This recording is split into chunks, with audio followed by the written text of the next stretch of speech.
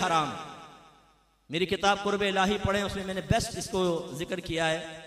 मैं अल्लाह अपने बुजुर्गों के कदमों की बरकत से मैं तहदीस नेमत के तौर पे जिक्र करता हूँ। अगर मैं आपके सामने कोई बात बयान करता हूँ ना, हमारे जहन में होता है कि एक चीज़ भी आपको खुश करने के लिए नहीं करनी। इसलिए मैं कहीं पर भी जाता हूँ, बात कहते हैं, एक मेज़बान ने कहा मुसाब फ़लसफ़ा शहादत बयान कर दीजिएगा।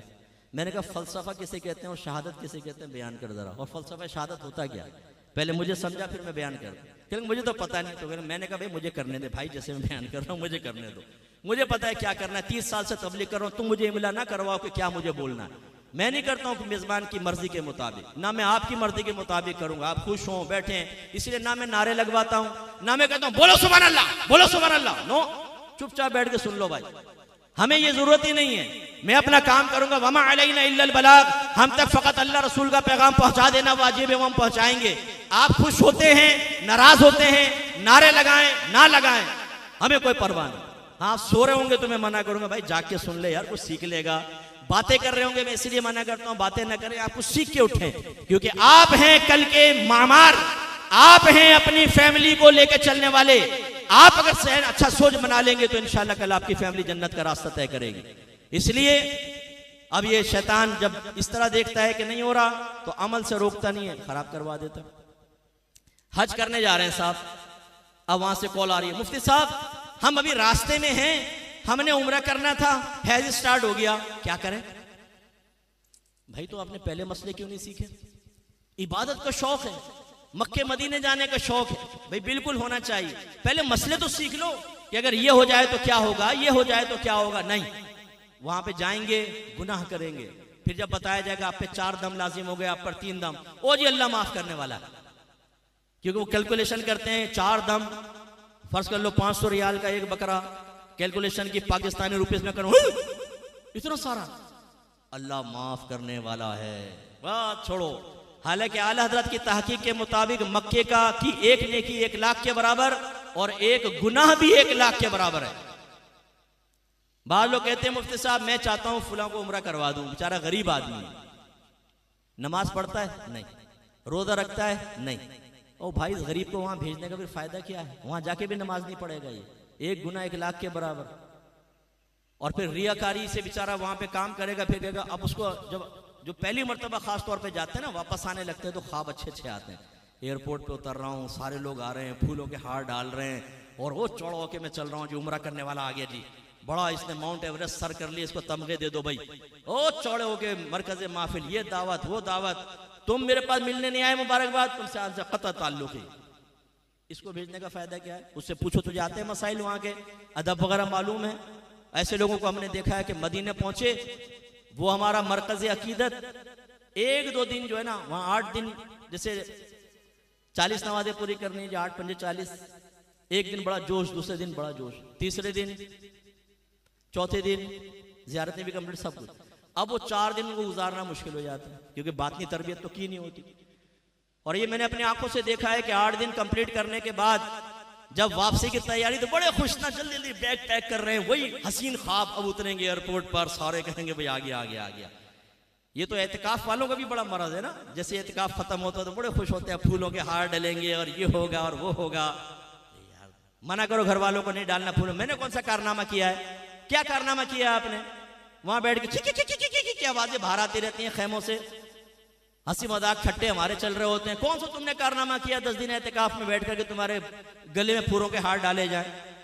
तो अब वो बड़े भाई खुश, अचानक पता चला जी वो फ्लाइट डिले हो गई है, 2 दिन बाद जाएगी। बताइए खुशी का मौका है कि रोने का मौका है? खुशी का है ना, कि मेरे सरकार ने 2 दिन और रोक लिया। जब आप चले थे तो आपने कहा था सरकार ने बुलाया है, वही जाता है जिसको मेरे आका बुलाते हैं। तो भाई 8 दिन बाद भी ये कहो जिसको सरकार चाहते हैं उसी को 2 दिन और रोकते हैं ना। माँ बहन की गालियां देते हैं कारवान वालों को, गरीबान पकड़ देते हैं, फाइट होते देखी हमने कि तुमने फ्लाइट क्यों लेट कर दी। क्योंकि इतने हसीन ख्वाबों की अब ताबीर का वक्त आने वाला था, उतरते गले में हाथ डलते, लोग वावा करते, खानदान में नाम हो जाता जो उम्रा करके आया है माशाल्लाह, और तुमने रुकावट डाल दी, माँ बहन की गालियां बकते। ये तो हमारा जज्बा है, तो फिर शैतान ऐसा करता है काम खराब। ऐसी मैं इसको नाजायज हराम नहीं कह रहा हूं, लेकिन मैं आपको समझा रहा हूं। जी वो हमारे बच्चे ने पहला रोजा रखा, रोजा कुशाई का हमने तकरीब रखी है। क्यों रखी भाई तुमने? ये शुरू से तुम बच्चे को रियाकार बना रहे हो कि उसकी इबादत वो अपनी कैश कर ले इबादत, कि बच्चा ये जहन बनाए कि रोजा रख के ये इनाम मिलता है, तो दूसरा बच्चा भी इनाम के लालच में रोजा रखे। तुमने शुरू से रियाकारी की तरगीब दे दी अपने बच्चों को कि कैश करो अपनी इबादत को। किसने कहा था रोजा कुशाई होती है? नबी करीम ने रखी है कोई रोजा कुशाई की तकरीब? कोई नहीं, हम रखते ही है। हालांकि आला हज़रत ने फरमाया कि अपने बच्चों में शुरू से ही बुखल को दूरी के लिए और सखावत पैदा करने के लिए करो कि जब कोई चीज बच्चों में तकसीम करनी हो तो अपने बच्चे के जरिए करवाओ ताकि उसके दिल से बुखल शुरू से दूर हो जाए। और हमारी तरबियत उल्टी होती है जी, रोजा कुशाई की तकरीब, भाई इसका कोई शरई तस्वुर नहीं है रोजा कुशाई की तकरीब का, ये आपने कर लिया है, बच्चों को रियाकार बना दिया आपने खानदान के। अब कहते हैं जी तरगीब मिलेगी दूसरा बच्चा भी रखेगा। किस लिए रखेगा? अल्लाह के लिए रखेगा। आप खुद सोचे, अंडरस्टूड है। वो कहेगा इसकी भी तकरीब हुई थी, लिफाफा किसी ने 100 रुपए दिए थे, किसी ने 50 रुपए, किसी ने 1000 रुपए, तो मुझे भी मिलेंगे। वो उससे पूछते हैं कितना तेरा जमा हुआ? कहता है 5000। 5000? और तेरी अम्मी ने तुझे दे दिया? हाँ। कहता अम्मी मैं भी रोजा रखूंगा। इससे पहले माँ कहती रही तो रोजा रखे, कभी नहीं रखा था उसने। अब वो रोजा रखकर इंतजार कर रहा है शाम कब आएगी, लिफाफे कब आएंगे, इफ्तार कब होगी। अब तुमने शुरू से रियाकार बना दिया अपने बच्चों को। अब हम ऐसी बातें बोले जी मुफ्ती साहब तो हर घर में रोजा कुशाई हो रही है, आप नई बात ले आए। ओ भाई मैं नई बात नहीं लाया, तुमने नई बात करके उसको इजाद करके फैलाकर बिदअतें फैलाकर अपने बच्चों का बेड़ा गर्क कर रहे हो। हम तो सही बात आपके सामने लेकर आए, इसका कोई शरई तस्वुर नहीं था। मेरी बच्ची ने इतनी सी उम्र के अंदर पूरे 30 रोजे रखे। हम मना करते रहे, बिल्कुल छोटी सी 5 साल या 6 साल, शौक में पूरे रोजे, एक भी रोजा कुशाई के हमने कोई तकरीब नहीं की, नहीं, बिल्कुल नहीं। रोजा रखा है अल्लाह के लिए रखा है, ठीक है। शुरू से अपने बच्चों को इखलास का दर्ज दो, ना कि रियाकारी का। तो खुलासे कलाम यह है कि शैतान छोड़ता नहीं। तीसरा है फिर गुनाह, गुनाहों की मारिफत नहीं करने देगा, वो आपको गुनाह में मुब्तला करेगा। आप बैठे होंगे गंदे तस्वुरात जहन में लाएंगे, हुसूल लज्जत के लिए गंदी गंदी बातें जहन में, यूं बैठे होंगे चेहरे पे दाढ़ी है, औरत जाएगी टेढ़ी आंखों से देखेंगे, फिर इधर देखें कोई देख तो नहीं रहा, हाँ ठीक है। पब्लिक में बैठे हुए मुंह चेहरे पे दाढ़ी है, सर पे इमामा है। हर शख्स ऐसा नहीं होता, मैं एक मिसाल दे रहा हूँ। टिकटॉक पे ठुमके, जैसे कोई देखेगा यूं करके कुरान की तिलावत, यार तुम किसको धोखा दे रहे हो? अल्लाह को धोखा देना मुमकिन है? क्या कर रहे हो? हमारे उस्ताद मोहतरम मौलाना खादिम उस्ताद साहब कभी कभी वो तलबा जो आवारागर्द किस्म के थे उन पर अटैक करते थे कि ये होटल में जाकर बैठ जाते हैं और खोलते हैं फिल्मी सफ़ा, उस पर इश्तिहार होते हैं ना वो, और यूँ देखते हैं टेढ़ी आंखों से इधर उधर, जैसे कोई आता दूसरा सफ़ा खोल लेते। तो वो मिज़ाह फरमाते थे कि ये बाज़ ऐसे आवारागर्द किस्म के होते हैं। अल्लाह को धोखा देना मुमकिन है? वो फिर गुनाह में लगाता है। इस तरह ज़बान के गुनाह, कानों के गुनाह, और हम में से अक्सर को इसकी मारिफत हासिल नहीं। मैं देखिए सिर्फ सोच देने के लिए कहता हूँ, खुदा ना खास्ता मैं आपको हकीर नहीं समझ रहा हूँ, लेकिन अपने आप से आज क्वेश्चन कीजिएगा, झूठ किसको कहते हैं? आप जाके अपनी कॉपी में लिखिएगा झूठ किसको कहते हैं, जुल्म किसको कहते हैं, इसकी तारीफ लिखिएगा। हक की तारीफ क्या है? हम कहते हैं ना इसने मेरा हक मार लिया, बीवी कहती है मेरा हक है, शौहर कहते हैं, हक किसे कहते हैं लिखिएगा। हकुल्ला में क्या क्या चीजें आती हैं डायरी में लिखिएगा। हकुल इबाद में या हुकूकुल इबाद में कौन कौन सी चीजें आती हैं जरा लिखिएगा। गुनाहों में से कौन कौन से गुनाह ऐसे हैं कि उनको करना जायज भी होता है, उस वक्त वो गुनाह नहीं रहते, खुद शरीयत की इजाजत होती है, वो कौन से लिखिएगा। बातनी गुनाह कौन कौन से हैं? रियाकारी किसे कहते हैं, इसकी जवाज़ी सूरत क्या है और हराम सूरत क्या है? तकब्बुर किसे कहते हैं, ये कब हराम होता है और कब तकब्बुर करना वाजिब होता है? आता है हमें, लिखिएगा। आप ये देखेंगे कि आपका कलम रुक जाएगा, आपको नहीं पता चलेगा मैं क्या लिखूं, क्योंकि हमने कभी इनको सीखा नहीं है, हमने इनको समझा नहीं है, हमने कभी गहराई में उतर के नहीं देखा। जैसे कहते हैं जी लालच, हमने वो 5वीं में सिंधी का एक सबक पढ़ा था, लालच बुरी बला आहे। तो हर लालच तो बुरा नहीं होता, नेकियों का लालच तो बहुत अच्छा होता है। अब ये लिखना जी लालच बुरी बला आहे तो हर तरह बुरी तो नहीं, इसका मतलब इसकी तफसील है ना। इस तरह गुस्सा करना हराम है, हालांकि जलाल तो अंबिया अलैहिमुस्सलाम की खिदमत में भी हाजिरी का शरफ हासिल करता है। बाज़ जलाल तो महबूब होते हैं, बाज़ जगह तो गुस्से का इजहार फर्ज हो जाता है, आप पर नहीं करेंगे तो आपको बेगैरत कहा जाएगा। मसलन बीवी बेपर्दा निकल रही है, हंस हंस के बातें कर रही है, वह उसके जिस्मानी आज़ा पर लोग अपनी गंदी निगाहें डाल रहे हैं और आप बेपर्दा अपनी बीवी को लेकर जा रहे हैं। यहाँ पे आपको गुस्सा आना चाहिए था कि तुम कैसे बेपर्दा बाहर निकल रही हो, लेकिन जब आप गुस्से का इजहार इस मकाम पर नहीं करते, शरीयत कहती है, सरकार फरमाते हैं वो दयूस है जिसे इस बात की परवाह ना हो कि मेरे घर में कौन आ रहा है कौन जा रहा है। और दयूस को उर्दू में कहते हैं बेगैरत। तो बाज जगह गुस्सा ना करना बेगैरती होता है और बाज जगह गुस्सा करना हराम होता है। तफसील दरकार है। बाज जगह सदकात में हाथ रोक लेना जरूरी होता है, जैसे पेशावर फकीरों को देना। आप कहते हैं जी हम तो अच्छी नियत के साथ दे रहे हैं, तो कल एक गन पॉइंट पे मोबाइल छीनने वाला आकर कहेगा भाई देख मेरे घर में मेरी बहन बीमार है, कैंसर का इलाज करना है, तो मैंने 50-60 मोबाइल छीनने हैं, खुदा के वास्ते मुझे टीटी दिलवा दे। आपने कहा मैं अच्छी नियत से इसको टीटी दिलवा रहा हूं ताकि इसकी बहन का इलाज हो जाए। आपने निकाल के पैसे दे दिए। अरे भाई ये तेरी अच्छी नियत है, अपनी जेब में रख भाई। ये कौन सी अच्छी नियत से तुझे सवाब मिल जाएगा? ये पेशावर माफिया है, आप जानते हैं ये सब लंगड़े बने होते हैं। एक डंडा मारो पीछे, वो भागेगा, जबरदस्त किस्म की मैराथन रेस में आगे निकल जाए, और आप उनको पैसे दे के गुनाहगार हो रहे हैं। हराम और गुनाह कबीरा कर रहे होते हैं पेशावर फकीर, लेकिन शैतान कहता है कि आपके दिल में रहम पैदा करने की कोशिश करता है, आप इनको देते हैं, गुनाहगार होते हैं। मेरे आका सल्लल्लाहु अलैहि वसल्लम ने फरमाया जो बगैर किसी जरूरत के दस्ते सवाल दराज करे, अल्लाह तबारक व तआला इसको बरोज क़यामत इस हाल में लाएगा कि इसके चेहरे पर गोश्त नहीं होगा, गोश्त झड़ जाएगा सारा। इसका मतलब है ये हराम और गुनाह कबीरा, और हराम और गुनाह कबीरा में ताउन करना ये भी हराम और गुनाह कबीरा। तो यहां पर तो हाथ रोकना लाजिम था। आपको अगर देना हो ना, ये जो ठेलों पे फल बेच रहे हैं, आप इनसे फल लीजिए, कितना है जी 200 रुपए किलो, यानी 50 रुपए और रख ले, चल मेरी तरफ से। सारा दिन बेचारा मेहनत कर रहा है, धूप में खड़ा होता है, रिस्के हलाल कमा रहा है ना, इनको दे। फुटपाथ पे बहुत से बच्चे पार्ट टाइम फूल बेच रहे होते हैं। मैं बार्गेनिंग सुन्नत की नीयत से जरूर करता हूँ। कितने का जी? 200 का। नहीं 150 को लूंगा।